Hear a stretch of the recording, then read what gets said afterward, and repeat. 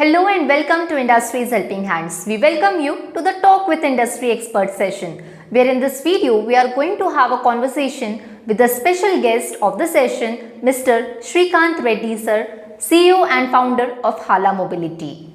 Hala is India's first multi-modal ride-sharing platform.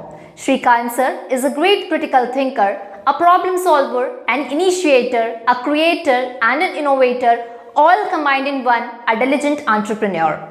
He considers himself a continuous learner fueled by a passion for the world of data science, business development, entrepreneurship and innovation. During his work and research, he has been working with the big size clients like Kia, Repsol, Wibble, Car2Go and Akiona. He has got a broad skill set from his studies, work experience and interest in the area of data science. He continuously learns, upgrades his content through professional challenges and research in the world of data science, data architecture, engineering, analytics, visualization, business intelligence, engineering, machine learning, deep learning and artificial intelligence. He started his new journey with Hala Mobility, which is a multi-modal free-floating vehicle sharing platform. Hala has covered 8 million green kilometers, saving 717 tons of CO2 emissions, saving 3 lakh liters of petrol consumption and doing 32,000 battery swaps a month. Hala Mobility is aiming to create the largest ecosystem for all things EV. Go green, go electric, let's Hala, moving India towards a sustainable mobility. If you want more updates regarding the electric vehicle courses, then you can visit our website industrieshelpinghands.com and you can also download our mobile application. For more updates, you can join our WhatsApp group and Telegram channel. The link is in the description. Press the subscribe button to never miss any update on YouTube. So let's unlock the knowledge session. I talk to a couple of guys every day, every now and then, right? Where I see at least a platform like us, we'll need more of electrical engineers, more of fleet because we need mechanical engineers. We deal with a lot of data, so we need data engineers. We always have some or the other tech stack improved, so we need computer science engineers. So, if you look at the whole perspective, we have every touch point, like say in the engineering side itself, there's a lot of touch points that we have in the different segments. A few lines of suggestions that I can give to the future talents that are moving out are concentrate on specific technology, right? There are technologies evolving every now and then, but be constant learning about one specific thing, or constantly evolving that technology part, moving ahead. So if it's the electrical side, there is a lot to be done in the embedded side. Right? Say today we deal with a lot of BMSs, IoTs. There are a lot of communications that go through. So one person can't do everything. That we have to be super clear, and we need to specialize in one particular segment.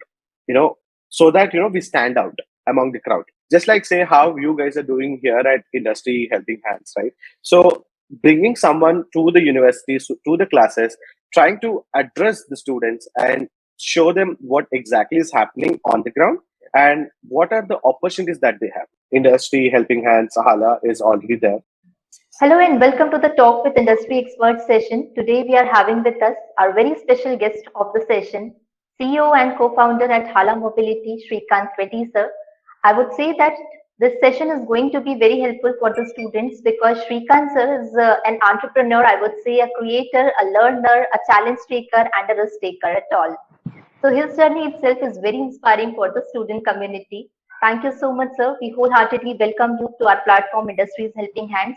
Your valuable suggestions and your precious times means a lot for us as well as our student community. So thank you once again for joining the session, sir.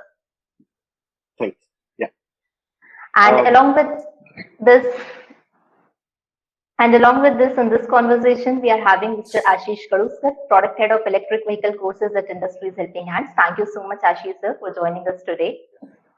It's a great honor. So basically, I would like to say to our student community, because I understand whenever any student starts their preparations, there are so many questions in their mind, like how to start the preparation and what are the skills that EV industry is looking for.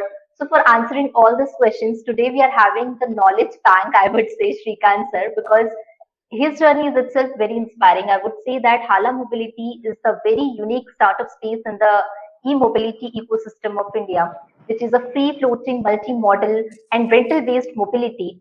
So even when a person is not having an electric vehicle or a normal vehicle, Hala Mobility makes his journey very easy. So it's the kind of a unique startup that India is looking for, with the kind of innovative person that is shaping the startup, the founder itself, the CEO of the company itself is today here with us for answering all the questions that students have sent to us. So basically, sir, I would like to know that your journey first, because it's something that is really very inspiring in the e-mobility ecosystem. Even when a person is not having a vehicle, they can easily do their transportation. They can easily travel from one place to another, which is like a very big like advantage for them, even having those person who is having the economical problem. So Hala Mobility is solving the problem in a very different and a unique way. So how it started, how was your journey regarding that, sir? Sure, Swati. So, bear with me. I'm, a little ill, but, bear with me. A journey of Hala started in the year of 2018. I moved abroad for my master's to do my telecommunications and big data engineering. And post which I had to, as my core studies were towards that, my whole master thesis went towards Hala. And parallelly, I was also working with one of the companies called Worldwide Mobility as a chief data officer. So, being myself into the mobility industry, working with the big scale service providers like Daimler, Car2Go, Wibel, Kept, Kia or Repsol. So these are some people who I closely worked with, and that gave me insights about what exactly is going on the ground, right? So when I look back at India, there is a lot of opportunity, there is a lot of problem that we are facing today in terms of mobility. So, thought of leveraging my knowledge, skill set, and solving the problem that we already have. So, it started in 2018 when we looked at the market, doing market research, user surveys, and all of this. And essentially, what we started is a last mile connectivity service as a micro mobility platform. People can just book a scooter, drop it, pick up anywhere, drop anywhere, just to connect their metros, household, and to their offices. But over a period of time, what we have seen is there is a need for the change in the consumer behavior, right? As long as that is not there, the business models or the startups like us would drastically fail because we need to have some social responsibility towards using these kind of vehicles that are placed on the roads. Yes, it's not our scooter, but it's for the public. Use it properly. Then that is what we have learned from the biggest very good startups like or companies like Bounce, Zulus of the world, and inculcating all those lessons. What we thought is, why don't we leverage this solution for one person who is actually solving the problem today, which is delivery person, right? So if you look at it, out of 10 million scooters that are sold in India per annum, 2 to 3 million scooters belongs to the last mile delivery guys, who are the delivery person who work for Domatos of the world, Swiggies of the world, Zeptos of the world, and the carbon footprint released by these people is humongous. Now, corporates moving towards EVs would solve two major problems. One is the delivery person's savings monthly, and on the other, efficiencies for the companies themselves, and also companies being environmentally, socially governant as part of their ESG norms for their IPOs and all those things. So it makes it efficient for corporates move towards this EV ecosystem. For that, what we thought is we leverage all the tech stack that we have built to give it to this delivery partners. And now, first of all, delivery persons earn a meager amount of money, 15 to 20,000 rupees a month, and they spend 10,000 to 9,000 rupees a month, average for their fuel expenses, maintenance of the scooter. What we thought is we'll create a bundle wherein it's a rental plus the maintenance, insurance, road signs, and everything included at a very bigger price. Today, what we see is almost 55% of the cost reduction for the delivery partners and 25% efficiency gains in the companies that are partnered with us. And also the cost per delivery reduced by 46%. These are some impact that we have created today. And with the EV mobility segment where we are, we with 700 odd scooters, we roamed around 8 million kilometers, saving around tons of CO2 emissions, so saving around thousands of liters of fuel consumption, and also doing almost 28,000 battery swaps a month, which is almost saving 180 hours of delivery partner's time, which is equivalent to earning a lot of amounts where he is actually spending, right? So that way we are also creating some environmental impact, social impact, plus also some sort of employment opportunity that we're doing. Coming to the point where how how and where we look up to is over a period of time we create this infrastructure or ecosystem of EV, because electric vehicles is just the beginning in India, right? It's just at a very nascent stage. And now if we create that infrastructure, we create that ecosystem super strong, which is tightly coupled, and then there is a huge opportunity for everyone to be enabled with this ecosystem to be moving ahead. Exactly, sir. And the kind of ecosystem that you are creating and creating the impact on each and every level, whether it's environmental level where you are just helping the environment by the consumption of the like CO2 emissions and all those things.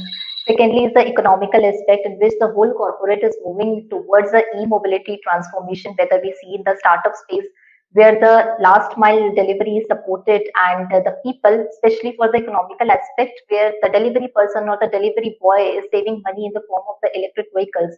And right now, as we already are familiar with the rising prices of the petrol and diesels, so it's the kind of economical environmental impact that the startup like Hala Mobility is already creating. So it's itself the achievement is incredible. And third thing is about the social impacts, like whenever any startup comes, it creates the door for the lots of job opportunities. So basically, sir, in this lots of job opportunities, the main concern right now is that the students are basically not so up to skill according to the demands of the industry. There is a kind of skill gap in between that. So as a founder, sir, every day you meet with a lot of fresh talent about the young minds and their ideas. But this thing is something missing in their entire ecosystem, sir. So I would like to know your opinions on it, sir. How is upskilling important for the students regarding the EV industry? Uh, I talk to a couple of guys every day, every now and then, right? Like where I see as at least a platform like us, we'll need more of electrical engineers, more of fleet because we need mechanical engineers. We deal with a lot of data, so we need data engineers. We always have some or the other tech stack improved, so we need computer science engineers. So if you look at the whole perspective, we have every touch point, like say in the engineering side itself, there's a lot of touch points that we have in the different segments. But now what happens is the way we learn things are different while we come to the implementation part of it. And that is where we come into picture, where we also give them specific trainings on what exactly has to be done and not. Uh, a few lines of suggestions that I can give to the future talents that are moving out are concentrate on specific technology, right? Like there are technologies evolving every now and then, but be constant learning about one specific thing, or constantly evolving that technology part, moving ahead. So if it's the electrical side, there is a lot to be done in the embedded side, right? Say today we deal with a lot of VMSs, IoTs, there are a lot of communications that go through. So one person can't do everything. That we have to be super clear, and we need to specialize in one particular segment, so that we stand out among the crowd, right? So whenever I see, like, when a person says like I'll do everything, like the quality of work itself drops down, right? So I always suggest them to have knowledge, touch base every point, but don't try to do everything is what I always suggest. And from my point, like, there is an opportunity for every segment, say computer science, electrical, mechanical, or a layman who is just a service guy. There's a lot of opportunity to learn here, because the industry is evolving. It's just as I said, it's just a nascent stage, right? So today, earlier we were working with lead acid battery packs, then we moved to lithium ion, then we moved to LFP, and now we are also talking about lithium titanium oxide, or we are talking about hydrogen cell. So also sodium ion based cells. So the technology is evolving. Even any layman will be able to understand at least the ground level, not the technical aspects of it, just to the implementation level of it. So that is what is needed, and I recommend people to be super specific on what they do. If you look at, you do a bachelor thesis, or you do a master thesis, or do a doctoral thesis, anything you do that is core precisely pointed towards one specific thing. And if we start working around that particular piece of work, we stand out with field. Correct me if I'm wrong. Absolutely, sir. And as you have mentioned that it's just the beginning and the rising phase of the EV in the India. So my next question is related with that only because in India there is a one statement that every student is familiar. Do that इसमें scope बहुत है. So this kind of mentality the student is right now having. So I would like to know that, sir, right now as you have mentioned, it's just the rising and the emerging phase of the EV in India. So in future, what do you think, sir? What kind of opportunities will be available, and is the EV industry going to boost the employment in the future aspect also? What are your opinions on that, sir? Sure. So if you look at the whole journey of the mobility industry, right, it started with combustion and then it became electric. Then it was shared mob space that was moving more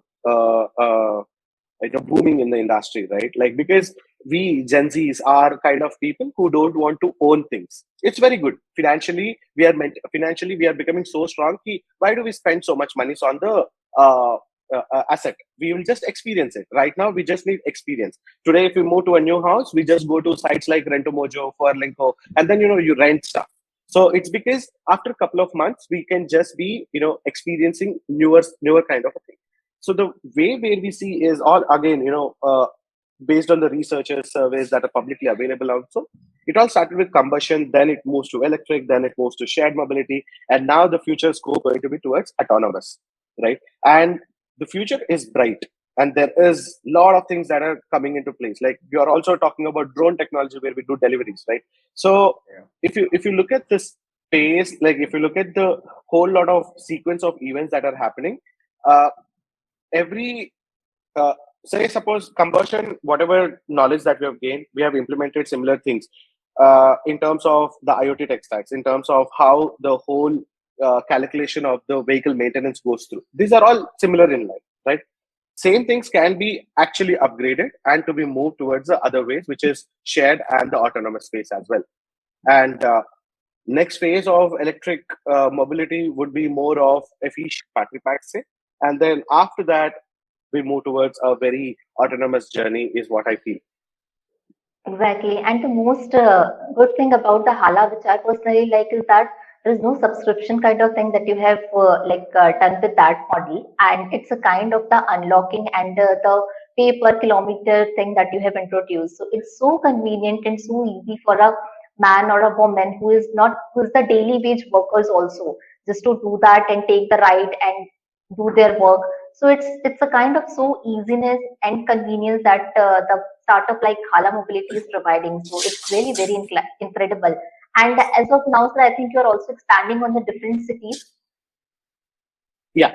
So we are currently available in Mumbai, Pune, Hyderabad, Vizag, and Chennai, 5 cities. And essentially for this financial year, I'm sure like we'll be sticking on to these 5 cities, penetrating more deeper, tier 1, tier 2, tier 3 towns, and the rural part of India as well, because we see a lot of opportunity there, and people need efficient mobility, just like not just urban cities, but also in the rural India, there is a need for it. And for the next financial year, we are looking anyway to penetrate deeper into 14 more cities, marking around 19 cities present pan India, and having a fleet anywhere up to 6,000 to 8,000 numbers. And if you look at just the journey of Hala, we started with two-wheelers, right? But we are a multi-modal platform. So we started now with three-wheelers, four-wheelers are also coming into picture. And July 27th, we are going to launch our first battery swap station across Hyderabad city, and it's gonna cater a lot of two-wheelers. To be precise, 100 vehicles per this swap stations, where it becomes super easy. Say today, as you rightly mentioned, right, it is user friendly, where people can unlock and lock with their mobile application, book a ride, and go back. So it's all about the customer experience, customer journey that makes the customer stickiness on the platform. So how do we make it easy? Today we might be charging a little lump sum, which covers the whole lot of things. But still, as a delivery partner, he might not be comfortable paying the whole amount in a single go, right? It pinches his pockets as well, right? So now, how do we make the deal super sweet to him? Then what we thought is, we'll just rent charge for the scooter, and every time there is a change in the battery, which is a very nominal amount that they spend day on day basis, and it's spread across a month. So that is where the driver partners or delivery people are comfortable with. And what we started doing is, introducing more of this battery swap technology, or, swapping on demand, where people can just request a battery pack and then we go replace the battery pack. So these are a couple of things we started moving into. And over a period, I'm really excited, a couple of things that we're planning to do. So, you know, innovation always keeps on coming up, newer things keep on coming up, and that makes the whole user journey smoother, and that thereby enabling, the customer to be sticking onto the platform. Exactly, and the numbers itself is showing that how much the company is growing and the success, and most importantly, the important thing that company right now is focusing towards the customers comfortable, and customers comfort is something very important in the business. So it's something that Hala is really doing well in this. And second thing is that the retention rate of the customers is also very good in that model, because whenever a customer feels a good kind of experience, whenever he take any kind of, whether it's two-wheeler or three-wheeler for a rent, then the kind of feeling that the customer is having for the entire day, he did not look up to any particular person. He can do the things on their own through the application. So the kind of experience, user experience, is something that is really incredible. So second thing is that, sir, many of the students have sent us the questions that the EV industry is especially open for those who belongs to the core branches like mechanical, electrical, or electronics. But when we see the models like Hala, we realize that okay, it's an important stream for the students who belongs to computer science and IT and data science. So what is your key takeaway on that, sir? How Hala Mobility and other rental mobility startups are opening such space for the job opportunities for the students who are not belonging to the core stream but related to the computer science and data technology? Sure. So when it comes to platforms like us, right, like who are into shared mobility or who are into a rental ecosystem, so we are typically not a manufacturer, right? So we get the scooters manufactured from. I'm extremely sorry. So we get the scooters manufactured from manufacturers' plants, which are placed out of Noidas or anywhere across India. So what happens is the technical core expertise are lying with them. What we need is just a supporting hand whom we can train and who can grab the knowledge and fix the things on the ground. So if you look at it, we have a couple of guys who come from a normal who knows about a vehicle. That's it, right? It can be a two-wheeler, combustion vehicle, or whatever. And we started training them. We send them to a manufacturing facility. They don't need to be a core guy who does only mechanical engineering to be fit into our ecosystem, right? So it's just a matter of 15 days to 20 days where they undergo the training facilities on how the chassis works, how the motor works, how the controllers work, how the fitments have to be done, what kind of precautions have to be taken. All these things would be done, given to a normal guy, and that person will be able to do. But if you talk about the core elements like data science, right? Today, if you look at it, most of the data science things are automated, right? Like you have no code tools that you can just drag and drop, add your things, and then your things are done. For this, it's more of a logical reasoning rather than having a core experience. Of course, you just need to understand what is going behind the scenes, but you don't need to be a graduate in computer science only, right? Today, electronics, triple people are moving towards the computer science, software engineering side, or whatever. And the same goes with the mechanical engineering as well. So it's not about how we are we doing the core engineering stuff. The core engineering stuff, what I see is they give you the base, and then over and above, it's all our the practical work that we are going to do and how we are going to implement it on the ground. So it's from my point of view, or being a leader, trying to move someone in the right path. It's not just about the skill set someone has. It's also about how you groom people and how you make people start their own ventures, and trying to inculcate the newer things into them. That is how you try to enable, right? That is where the culture comes into picture. And uh, you know these are few things that we try to do. Like, we don't really worry about, are you a mechanical engineer, are you an electrical engineer? If you're good at, say a mechanical engineer who just sits down and then works upon a couple of motors and controllers and try to understand Today you have YouTube Baba who does all the gyan, right? Like you can sit down, you have online courses who can teach you about how the things go, and then you just have a practical experience, and then you have that is more important. And if we find someone who is capable of doing or solving the problems, we always try to welcome them. And I hope and I guess and it's true, which when I spoke to a couple of other founders in the similar domain as well, it is a similar thing, because today we need talent, and talent is at a limited, scarcely available. Even though we are so many people in India, it's very scarcely available. So we need to nurture them. We need to try to keep them in the system, try to motivate them all the ways, and there would be a lot of uh, talents that we can generate also. Exactly, sir. I completely agree with you because skills is something that can be taught to any person, but attitude is something that the student or any person can learn on themselves. And second thing is also very true. Like as you have mentioned, whenever we go to the market, there are a lot of engineers, and but the scarcity is finding the good skilled engineer. So here's the difference comes. And along with this conversation, we are having Mr. Ashish Karuttar, Product Head of Electric Vehicle Courses at IHH. So basically, Ashish, sir, you are having the interaction with so many students, and students were very excited when we have discussed with them that okay, today this week we are going to have the conversation with Srikanth, sir. So they have sent you certain questions. Would you like to share any questions? And please go ahead, sir. Yeah, surely. Hello, Srikanth sir. Yeah, it's been a Hi, great honor Ashish. to sharing a screen with you. And so, just there is a basic question that every student has confused on. That is the his resume. It's if his resume is good enough to impress an recruiter.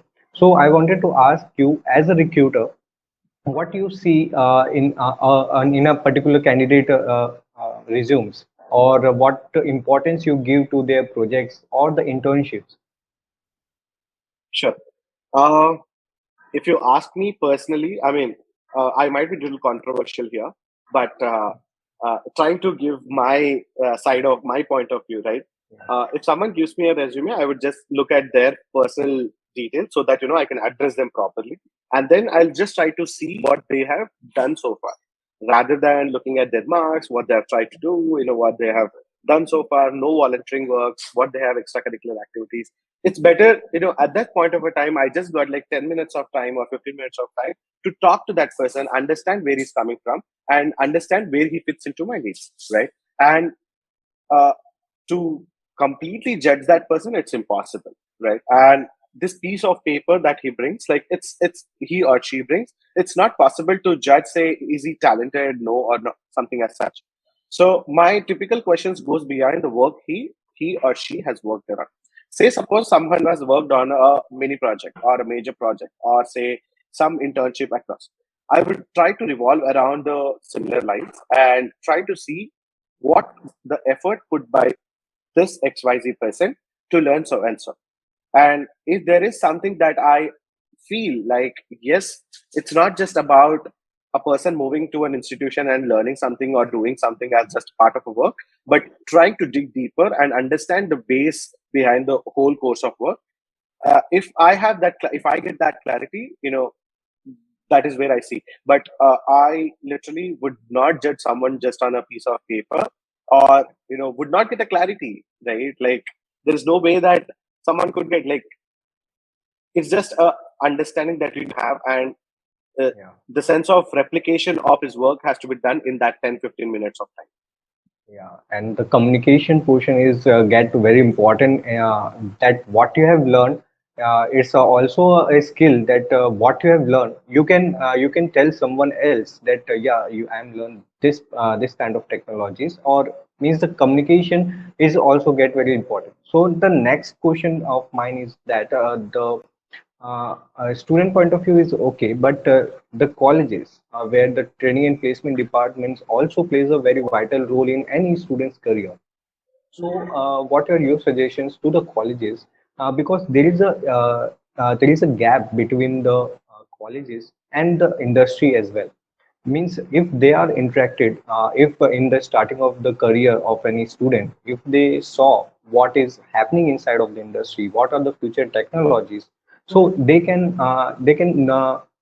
see where they have to head on in their career, and what the skills they wanted to learn. So what your suggestions on that you will give to any training and placement department or any college? Sure. So, the typical training, because I come from, I mean, I've done my bachelor's here itself in Hyderabad in a local university, right?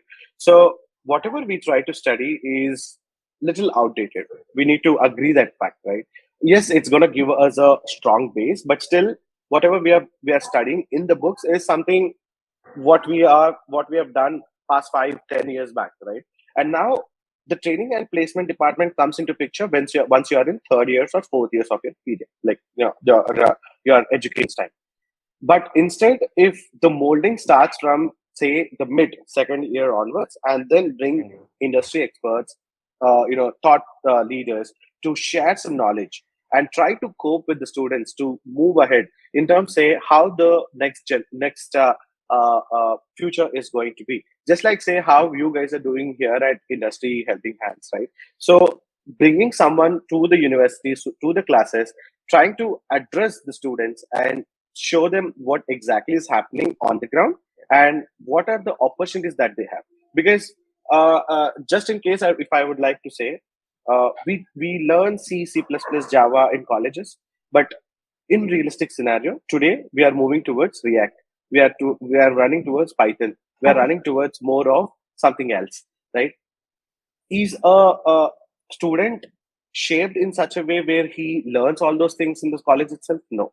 He has to come out of the college, learn for it. He has to spend another 6 valuable months of his time and then move ahead into some training placement opportunities. Instead, if these kind of technological showcase is done, prior to the student community, before even they get into placements and all those things, uh, I think that is where it enriches a lot of students. Let's say the training placement cell needs to be super organized, super cautious about, say, second year grads, third year, fourth year grads. Like, we do so and so sequential activities.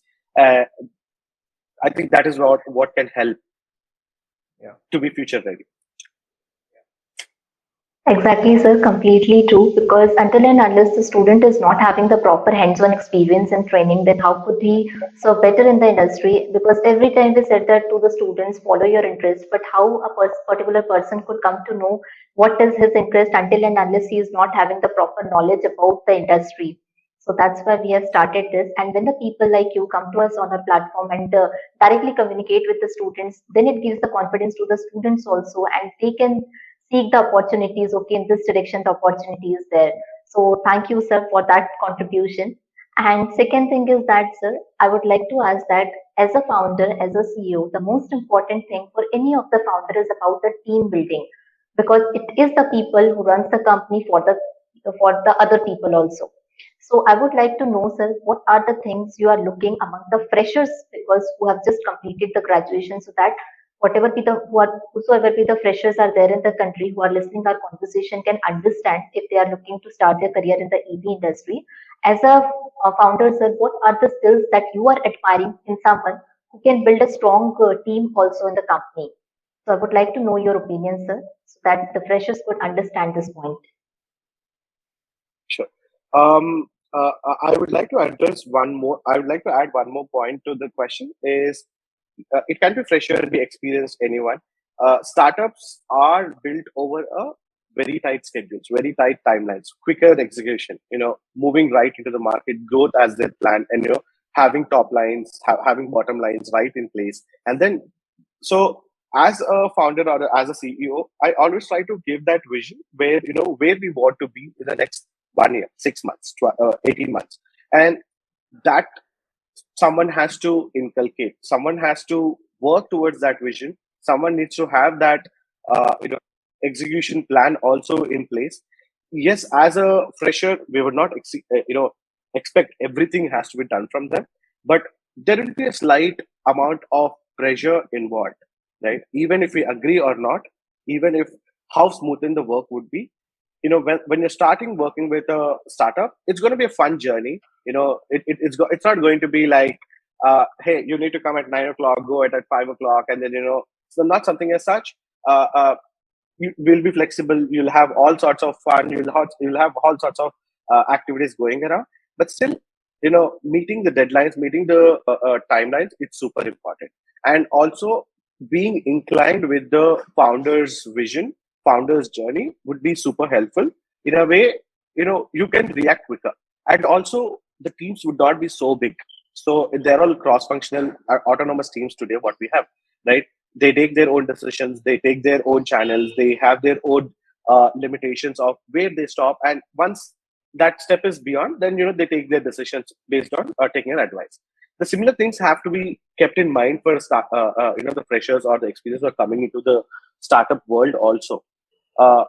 Mainly looking at what is the contribution as a fresher I'm going to give it to this company, or as an experienced person to this company. It's not just about picking salaries, working, or doing just kind of a work there, but trying to be part of that team, trying to be part of that journey. And uh, one thing I heard a couple of guys who are working with us as well, there's element of pressure, right? So they sometimes have to work on Sundays as well. They sometimes have to work on Saturdays as well. But at the same, they also have enough amount of free time. Sometimes, like say in a month, if the project has to be done by 15th of the month, for next 15 months they're all free. Like literally they have 1 hour of work. So we need to be ready with that randomness of work and craziness of execution as well. So people should be mentally prepared, is what I'll say. Absolutely, And sir. there is a lot of learning that you can do, because a person who is sitting in the programming side will still be able to communicate with the marketing guy, will still be able to understand what branding is, what positioning is, how brand's visibility should be to a customer. And see, today a software engineer will not be understanding why to be so customer centric, right? Like, why customer centric? I'm trying to solve a problem, he's trying to execute. That is what they see. But then in the startup, you try to understand at the customer level also. So tomorrow, it's not just about working and picking up salaries and moving out, but instead growing yourself as a individual, where tomorrow you should be able to start your own entity if you will to, right? So all this learning process happens, and the journey would be super beautiful. Trust me. Exactly. It is the startup where a particular person who is working either for app development or a marketing guy, both can relate with the company's same vision, that is customer centric, how to provide the best services to the customer. And that is the speciality and quality of the startup that is bringing in the ecosystem. And the Hala Mobility startup culture is something that is really inspiring the people also, not only towards the customer centric base, but also for the people who are looking to join such companies, because the company culture is something that determines the growth of the person as well. So when the startups in the ecosystem, when the startups like Hala is there, where the ecosystem and the culture is so unique and so like customer oriented, then it definitely like opens more and more opportunities for the students. So basically, sir, it's your whole journey. As I was also reading about you have done your graduation, then you went to abroad for your masters. So after taking a lot of education and basically understanding about the business, you have started Hala Mobility. So I would like to take back to few years ago, and I would like to know, when you were the student, what kind of advices would you like to give to the students, sir, so that they can understand and accordingly they can prepare for their jobs and EV industry or like any of the industries for which they are looking for? I really am not sure if I'm the right person to answer this, because I'm still learning. There is a lot of learning curve for me as well. But essentially, for my colleagues who will pass out now, or are looking at certain opportunities, uh, try to be that explorer. Try to be that that excitement of learning things should be there. And once you stop that seed in you, then it's all going to be a 9 to 5 work, and then it's going to be super monotonous. So the excitement of learning should always be there within us, and not just sticking to the books that we have from the university. Uh, that's it. Because I don't think like I'll be the right person to answer that question. You are absolutely a right person, sir. I would say that because you are a leader, plus passionate personality, plus innovator, plus creator, plus thinker is equal to an entrepreneur. So everything is there in your whole learning journey. And the most important thing is that you consider yourself as a learner, even after, like, because entrepreneur journey is itself a learning journey where we can even learn from our employees, from our customers. So it's a great ecosystem. And once again, sir, thank you so much for giving your valuable time to the students so that they can understand these things and they can prepare well for their career. It means a lot, sir. Thank you so much for your valuable time, for giving your time and suggestions to the student community. Thank you, Swati and Ashish, and Industries Helping Hands for hosting me.